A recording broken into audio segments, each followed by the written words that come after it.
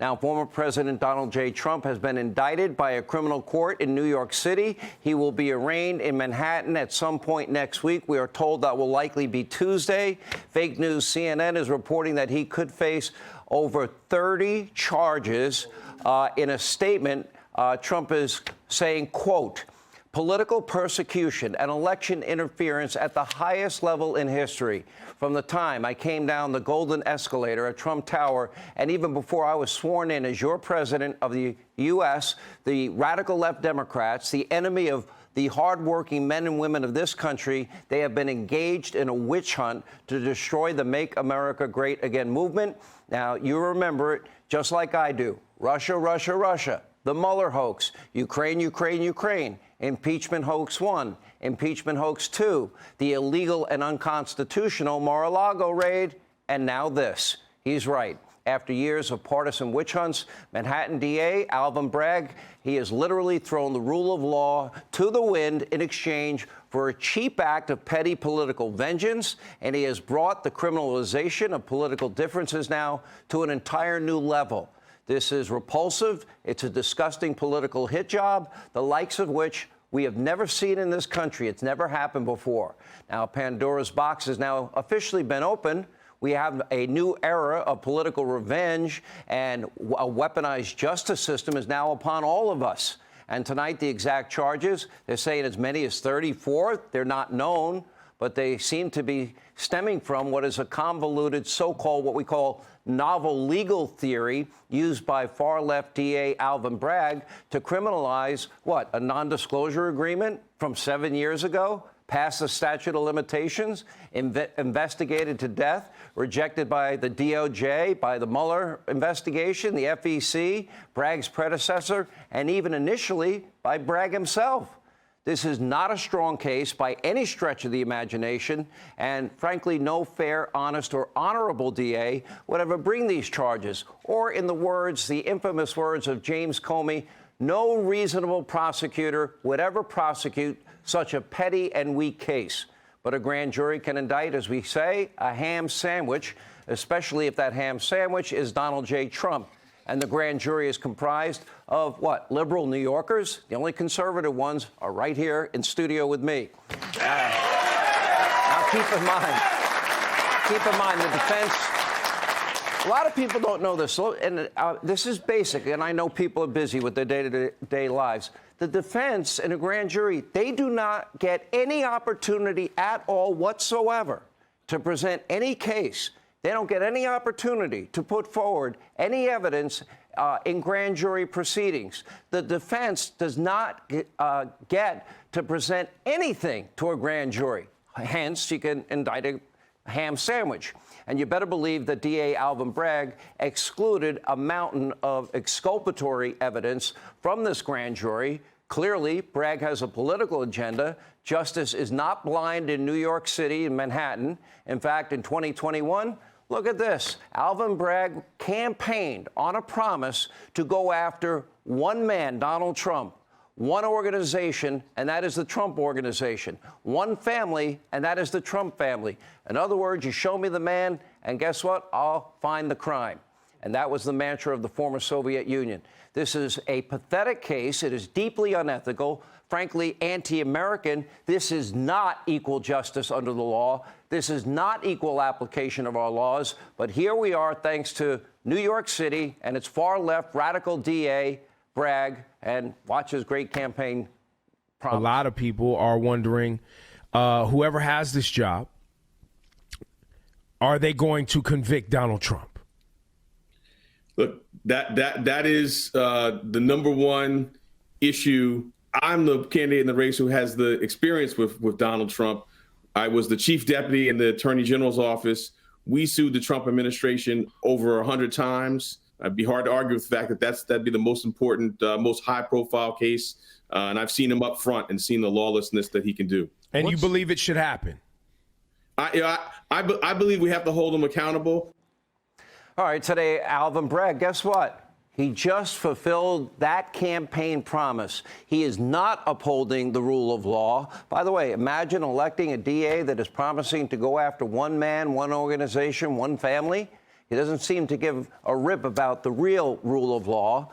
This is a guy that has let killers and rapists go free on a regular basis. He is now bringing a far-fetched case against Donald Trump. Yes, it's insane. Yes, it's crazy. But this is life in America under radical leftist, New Green Deal, climate alarmists, cultists. And here's what former FEC Chairman Brad Smith said right here on this program last week. Take a look. Most of us would not think that it is a campaign expenditure to try to settle potential legal claims against you or other claims against you for events that occurred 10 years before you talked about running for office, allegedly to pay hush money to Stormy Daniels or anybody else. I think it's a common sense matter. Most Americans don't think that's a campaign expense. And the odd theory of the DA Bragg is that not only could those expenses be paid with campaign funds, they would have to be paid with campaign funds.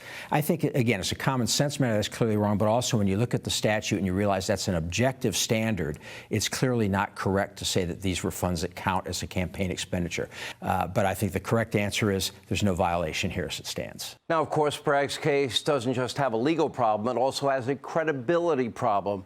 Now, the DA's star witness, a convicted felon, tax cheat, admitted liar by the name of Michael Cohen. But don't take it from me. Here's Cohen's former legal advisor, Bob Costello, when I interviewed him. Take a look. What do you have on Donald Trump? And that's when he started with the same litany that he used for the rest of the 2 hours. I swear to God, Bob, I don't have anything on Donald Trump. But the point is, when somebody is really thinking of committing suicide and you're offering them a legal way out of this, if he had any information about Donald Trump, that would have been the one time, even for a serial liar like Michael Cohen, to fess up and say, well, I know this or that, because I want to save my own hide. But he didn't do that.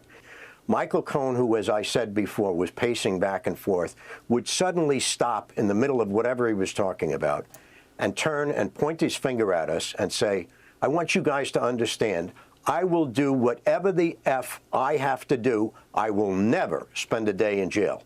He said that at least 10 to 20 times during that 2-hour period. It was a bizarre mantra, but it made it clear to us that Michael Cohen was saying, I will lie, cheat, steal, shoot someone. I will never spend a day in jail. Oh, so Costello says Michael Cohen admits he had nothing on Donald Trump and that he would do whatever it takes to get himself and prevent himself from going to jail. Now, not only did Costello destroy the credibility of their star witness, but Cohen himself completely contradicted the state's case with this statement from 2018 from his lawyer. In a private transaction in 2016, I used my own personal funds to facilitate a payment of $130,000 to Miss Stephanie Clifford, a.k.a. Stormy Daniels. Neither the Trump Organization nor the Trump campaign was a party to the transaction.